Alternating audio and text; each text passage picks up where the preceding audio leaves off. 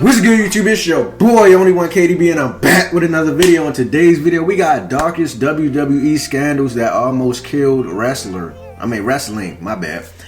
If you're new to the channel, make sure you smash that like button for your boy. Hit that post notification bell so you can get notified when I drop another banger. Let's get to the video. We ain't starting the video until y'all like the video. Please like the video because it do help me get into the algorithm. I'ma just wait. It don't take that long to like the video. Look at me, look. See how quick that was? You just on the video, right? You might as well like it. It's right there. Let's get it, man. From steroid scandals to lawsuits, from in-ring deaths to leaked photos, these are the darkest WWE scandals that changed the industry forever. Starting with the scandal that brought down the most powerful man in wrestling.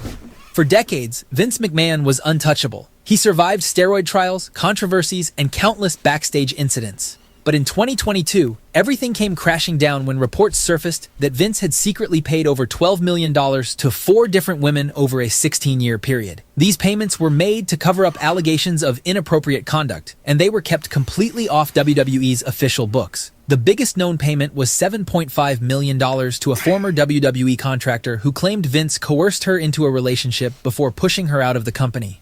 Another $3 million went to a former paralegal he allegedly had an affair with. The SEC launched a federal investigation, and by 2024, they charged McMahon for failing to disclose nearly $15 million in company-related expenses. Damn, Vince! He was a menace like that? I knew he was a menace now because I seen the documentary on Netflix. Don't think I ain't seen it. If you haven't seen that documentary on Netflix and you're a wrestling fan, I advise you to go check that out, man. That documentary was insane. But Vince, 15 mil? Man, Vince was a horny old man. I'm not bullshit. Man, Vince, he I still want to know how did Brock Lesnar get... I ain't about to bring it. Let's continue.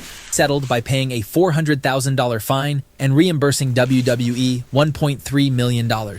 However, the situation got even worse. In January 2024, former WWE employee Janelle Grant filed a lawsuit with disturbing allegations. She claimed that Vince and executive John Laurinaitis exploited her and treated her like property, passing her around to help recruit other talent, and all the incidents occurred right inside WWE headquarters. She also claimed the company tried to silence her with non-disclosure agreements, and the fallout was catastrophic.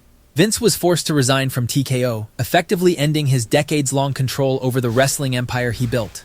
The man who created WrestleMania and turned wrestling into a billion-dollar business was pushed out of his own company due to dark accusations that finally ended his reign of power. But Vince's legal troubles weren't new. 3 decades earlier, he faced charges that could have destroyed WWE entirely. The steroids, in the early 1990s, the federal government came after Vince McMahon with serious accusations that threatened to send him to prison for over a decade. He was charged with allegedly distributing steroids to his wrestlers to make them look bigger and more marketable. If convicted and given the maximum sentence, Vince was looking at 11 years behind bars and a $1.5 million fine.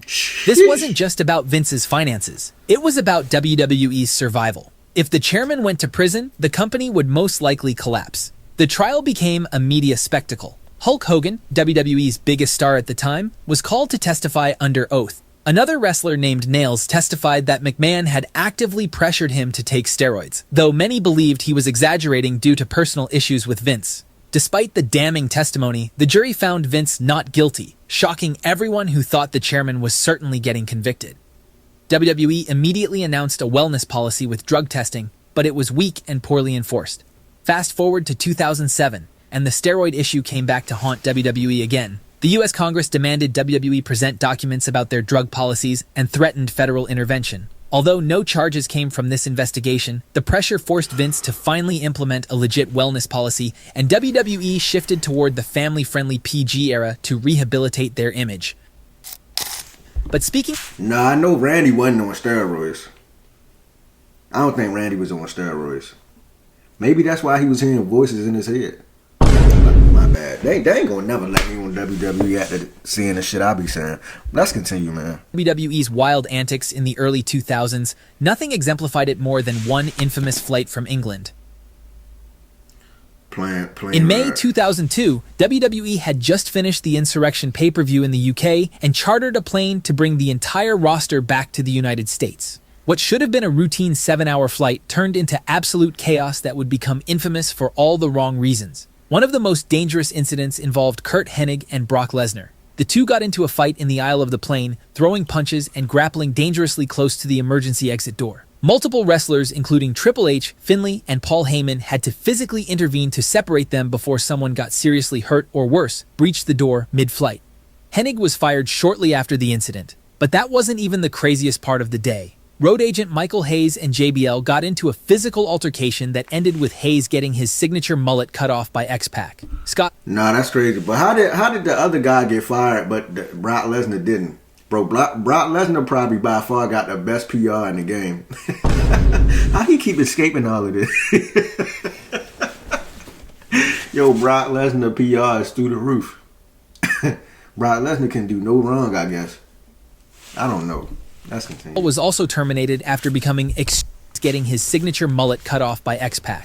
Scott Hall was also terminated after becoming extremely intoxicated and making crude comments to flight attendants. Dustin Rhodes allegedly serenaded his ex-wife Terry, who was also on the flight, making everyone uncomfortable. The whole incident became known as the plane ride from hell, and it forced WWE to completely overhaul their backstage policies and behavior standards for wrestlers during travel.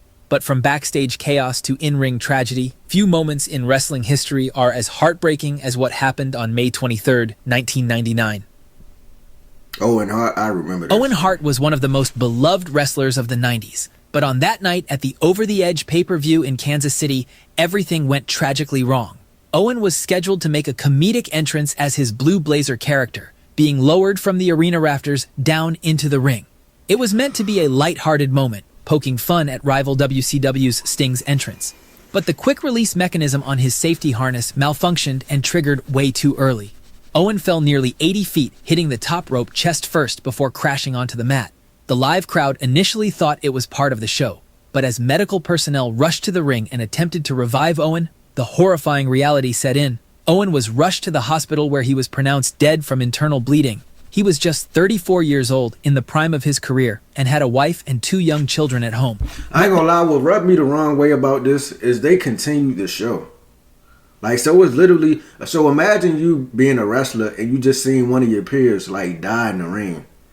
All of his blood still right there on the ring while you wrestling, like, the next match and shit like that, it's still blood from him falling, still in the ring, and you still gotta go on like nothing happened. Like, that's inhumane to me. Like, bro, at least have some, like, just, at least be a decent human being and stop the show for the night and continue to, like, one of their peers literally just died in the ring, bro. I ain't like that. Tragedy even more controversial was WWE's decision to continue the pay-per-view. Despite one of their performers dying in the ring early in the broadcast, Vince McMahon made the call to keep going. Announcer Jim Ross had to inform viewers at home of Owen's passing while the show continued around them. Fans in attendance were confused and angry, many not finding out what actually happened until later. Wrestlers were visibly shaken. Owen's widow, Martha Hart, was rightfully furious. She sued WWE for negligence, arguing that the dangerous stunt was unnecessary and poorly executed. Martha has remained highly critical of WWE ever since, refusing to allow the company to use Owen's name for years. But if Owen Hart's death was wrestling's darkest in-ring moment, what happened in June 2007 shook the industry like never before. Chris Benoit. Chris Benoit was one of the most respected technical wrestlers in the world. His 20-year career had taken him from Japan to WCW to WWE, where he finally achieved his dream by winning the World Heavyweight Championship at WrestleMania 20. Benoit was known for his intensity, his work ethic, and his dedication to the craft, which is why what happened next was so incomprehensible. On June 24, 2007, Benoit was scheduled to appear at WWE Vengeance to face CM Punk for the ECW Championship. But he no-showed the event, which was completely out of character for someone as reliable as Benoit. WWE officials and his friends in the locker room immediately knew something was wrong. When police arrived at Benoit's home, they discovered a scene that would horrify the world. Benoit, his wife Nancy, and their 7-year-old son Daniel were all deceased.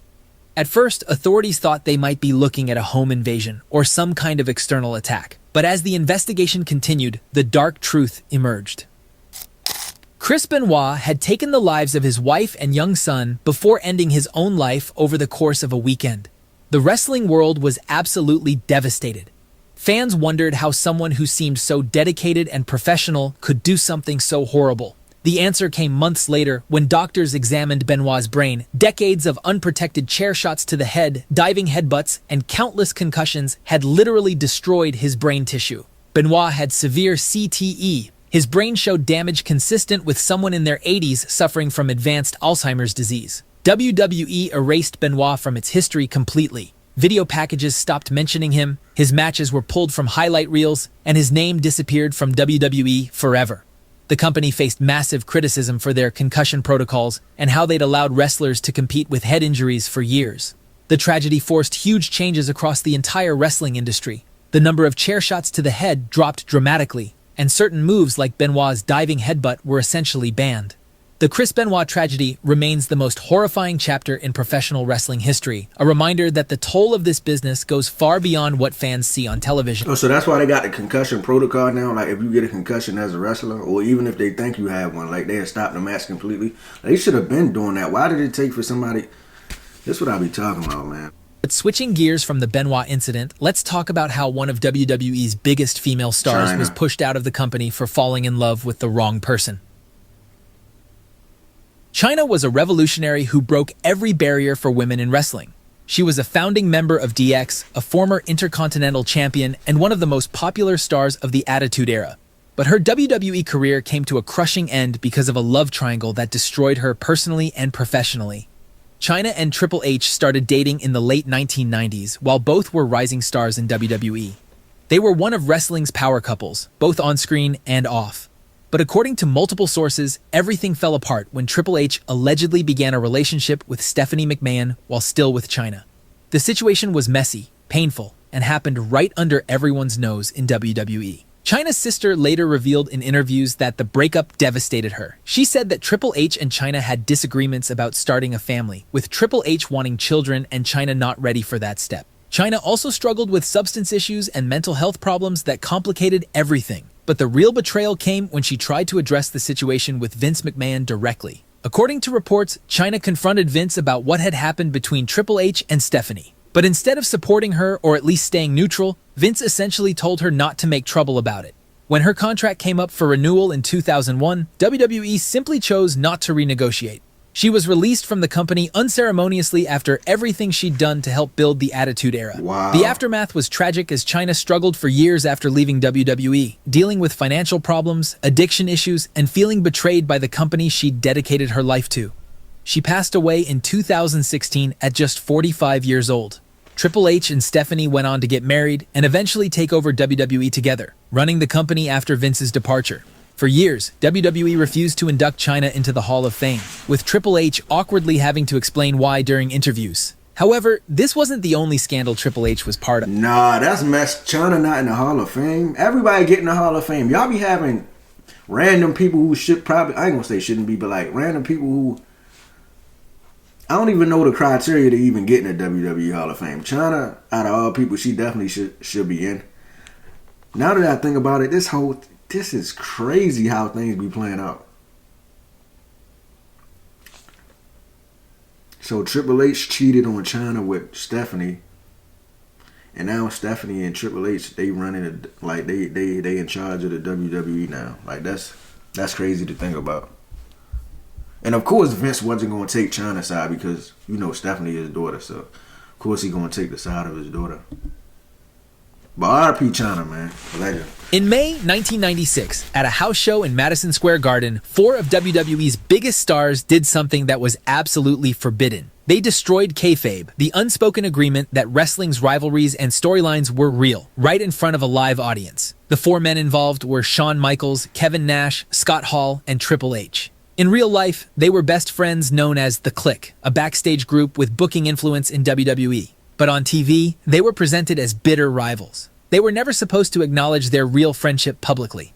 But this particular night was special. It was the final WWE appearance for Kevin Nash and Scott Hall, who were leaving for WCW.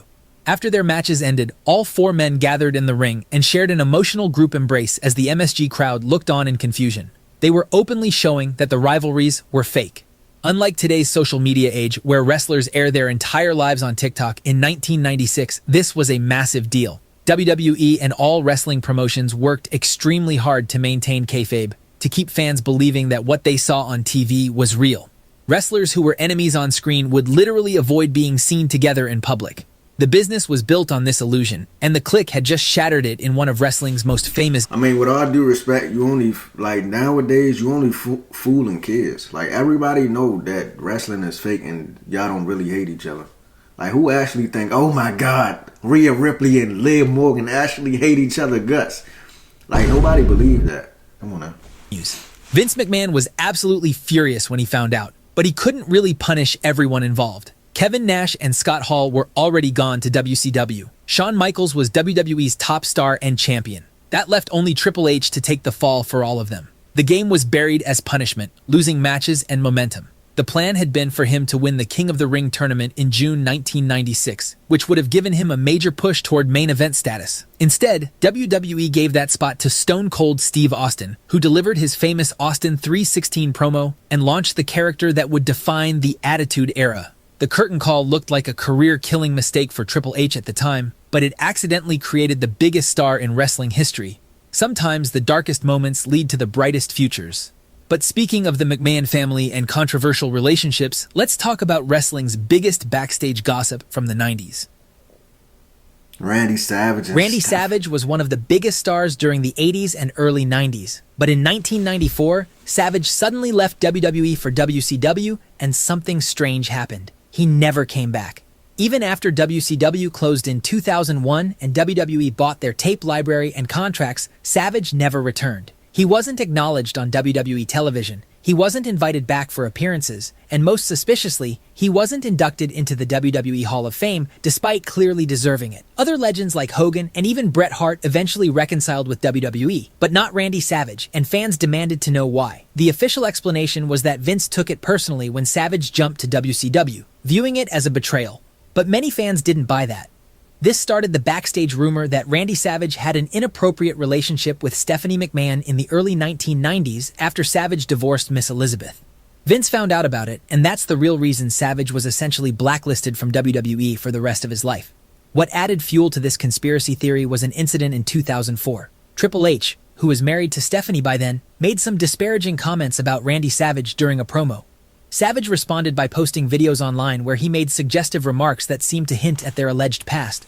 To this day, nobody from WWE or the McMahon family has ever directly addressed this scandal, but it'll always remain one of the most controversial backstage stories in wrestling history. Nah, Randy Savage is a savage. He was messing with Stephanie when she was married to Triple H already. Nah, that's some savage behavior right there. His name fit him very well.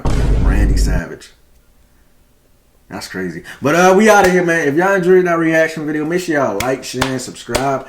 Hit that post notification bell so you can get notified when I drop another banger. This video was insane. Shout out to Wrestle Mafia. And yeah, WWE, put Chyna in the Hall of Fame, man. She deserve it.